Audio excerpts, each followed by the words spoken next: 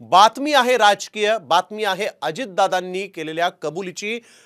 लोकसभा निवडणुकीमध्ये बारामतीतून बहीण सुप्रिया सुळेच्या विरोधात सुनेत्रा पवारांना मैदानात उतरवणं मोठी चूक होती, अशी कबुली उपमुख्यमंत्री अजित पवारांनी जय महाराष्ट्राच्या मुलाखतीत दिली आहे। राजकारण हे पार घरात शिरू द्यायचं नसतं, असंही अजित पवारांनी नमूद केलं। तर खासदार सुप्रिया सुळे यांनी अजित पवारांच्या विधानावर प्रतिक्रिया देणं टाळलेलं आहे। मी अजितदादांचं कुठलंही स्टेटमेंट ऐकलेलं नाही किंवा वाचलं नाही असं सांगत यावर सुप्रिया सुळेंनी बोलणं टाळलंय।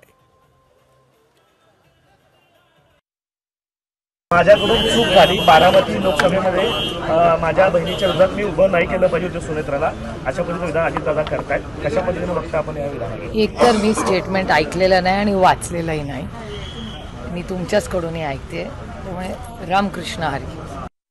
राजकारणामध्ये थोडं बहुत चुक्या होत असतात। अजितदादाला उभं त्या सुप्रिया सुळेच्या विरोधात उभं करायचं का नाही करायचं हा त्यांचा वैयक्तिक निर्णय होता, आणि म्हणून त्याच्याबद्दल जर त्याने आज चुकी कबुली केली असेल किंवा चूक वाटत असेल तर हा त्यांच्या मनाचा मोठेपणा आहे।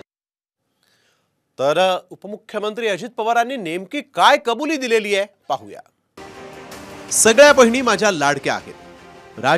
राजकारणाच्या ठिकाणी अनेक घरांमध्ये राजकारण चालतं, पण राजकारण हे पार घरात शिरू द्यायचं नसतं। माझ्याकडून मात्र थोडीशी चूक झाली। मी माझ्या बहिणीच्या विरोधात सुनेत्राला उभं करायला नको होतं, पण त्यावेळेस पार्लमेंटरी बोर्डानं निर्णय घेतला। परंतु एकदा बाण सुटल्यावर आपण काही करू शकत नाही, पण आज माझं मन मला सांगतं तसं व्हायला नको होतं। महाराष्ट्रातील सर्व बातम्यांचे विश्वासार्ह व्यासपीठ, सकाळच्या सर्व सोशल मीडिया प्लॅटफॉर्मला लाईक, फॉलो आणि सबस्क्राईब करा।